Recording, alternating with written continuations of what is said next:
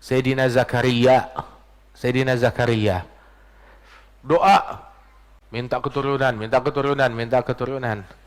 Tahu dikabulinnya baru kapan?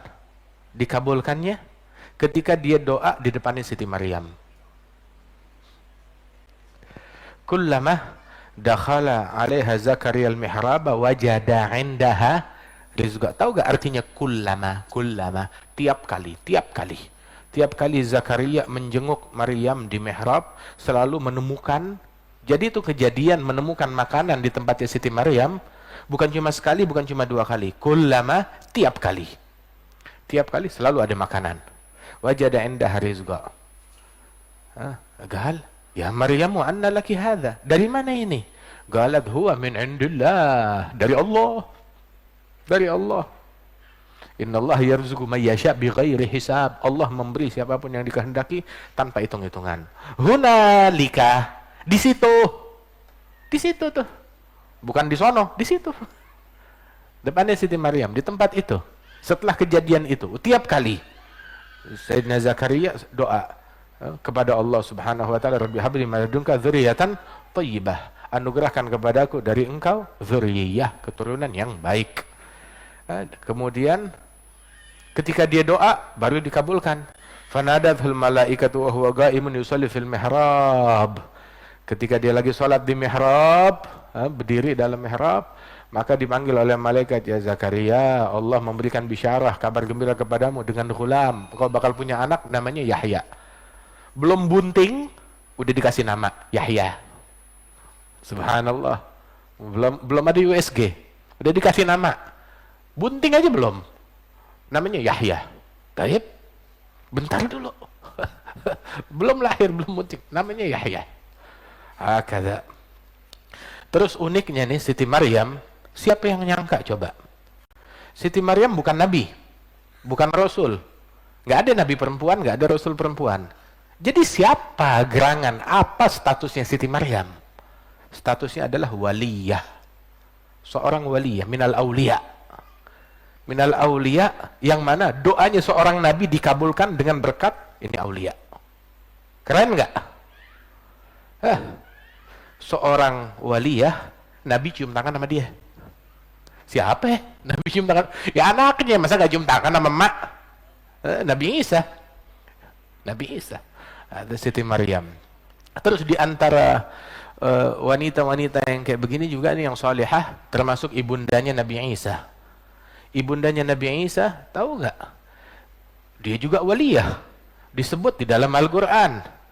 Dan di dalam Al-Quran ada sosok wanita di balik Nabi Musa. Siapa itu? Ibunya. Wa auhayna ila ummi Musa an ardi'ih fa idza khifti 'alaihi fa alqihi fil yam wa la takhafi inna radduhu ilaiki wa ja'iluhu minal mursalin. Kami wahyukan, yakni kami ilhamkan kepada ibunya Musa. Susuin. Kalau kamu takut, udah gak berani, ya taruh ke laut. Bukannya kalau takut lindungin, enggak. Kamu takut, ya udah lepasin aja, hanyutkan ke laut, ke sungai. Mestinya kan kalau takut, ya simpen, jagain. Enggak, kalau takut, ya udah serahin sama Allah, Allah yang handle. Ente masih bisa urus, urus. Udah nggak kuat, nggak mampu, serahin ke Allah. Bagaimana? Hanyutkan ke laut. Nah, inna radduhu ilaik. Kami bakal balikin lagi kepada engkau. Satu, ibunya Nabi Musa. Di balik sosok Nabi Musa ada ibunya. Yang kedua, di balik sosok Nabi Musa ada kakaknya. Qalat li ukhtihi gussih. Si ibu bilang kepada kakaknya Musa, ikutin, pantau dari tepi sungai. Begitu. Nah, dia yang ngasih ide kepada keluarganya Fir'aun waktu mungut Nabi Musa, bilang, saya tahu siapa yang siap nyusuin ini anak, yang bisa nyusuin. Wa haramna alaihil maradhi'ah, kami haramkan ibu susu manapun nggak bisa nyusuin dia, nggak mempan nyusuin, nggak mau. Sampai bingung, siapa? Ini nggak mau nyusu, bagaimana?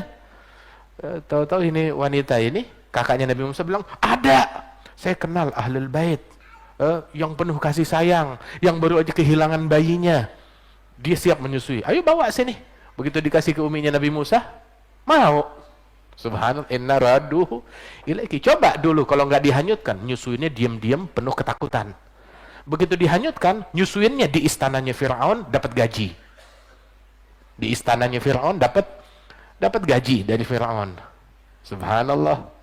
Lihat, Allah Ta'ala punya rencana hebat, rencananya Allah Subhanahu wa Ta'ala. Siapa yang bisa berkelit dari rencananya Allah Ta'ala? Alhasil, ini Quran emang enak. Jadi kalau mau ceritain nih tentang nih Quran ini nggak ada habisnya. Itu sosok kedua, ibunya Nabi Musa, kakaknya Nabi Musa, sama siapa? Ibu asuhnya, Asiyah binti Muzahim, Imra'at Fir'aun, istrinya Fir'aun. Sampai sekarang statusnya masih Imra'atu Fir'aun, istrinya Fir'aun. Sampai sekarang kita baca Quran tuh Imra'atu Fir'aun. Ya Allah, belum dihapus-hapus. Masih statusnya Imra'atu Fir'aun.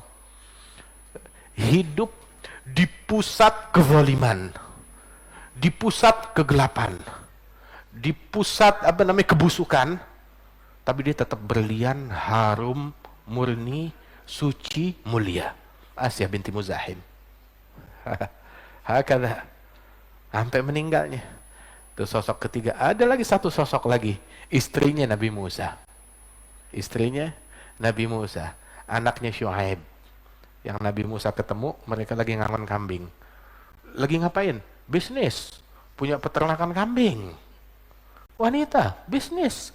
Punya peternakan kambing. Kata siapa wanita nggak boleh bisnis? Bisnis. Tapi lihat, bisnisnya dia, ketemu orang laki, wajaat ihdahuma, datang salah seorang dari dua bersaudara itu, dua wanita bersaudara datang kepada Musa. Tahu gak, Allah ketika mensifatkan datangnya kayak begini, gimana? Nyamperin orang laki itu kayak gimana? Ini padahal pebisnis. Punya peternakan kambing. Datang kepada Nabi Musa alastihyain, datang dengan rasa malu.